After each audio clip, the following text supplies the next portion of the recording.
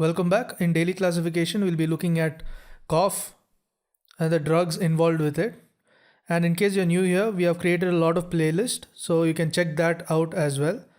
So how to get most of this is by just going through the mechanism of action, uses, and also the adverse effects along with this video. So the main purpose is to just refresh on the drugs we know. So going to the topic cough, there is pharyngeal demulcents. Under this, there's lozenges, syrups, glycerine, and licorice.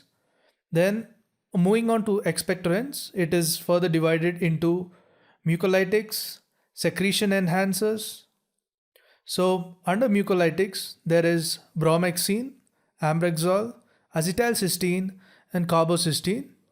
And moving on to the secretion enhancers, there is potassium citrate, potassium iodide, guanfacine, tolubalsam, and ammonium chloride, and Vasaka.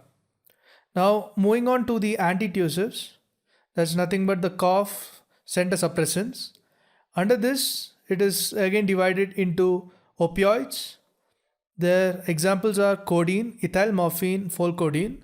Then moving on to non-opioids, there is noscapine, dextromethorphan, clofedienol.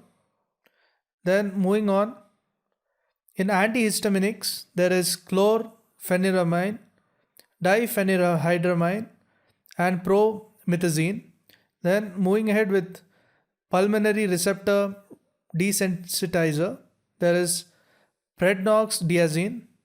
And then the last adjuvant antitussives, we have the bronchodilators, that is salbutamol and terbutaline. Thanks for watching, and if you have missed any other video, you can check it out. Thank you.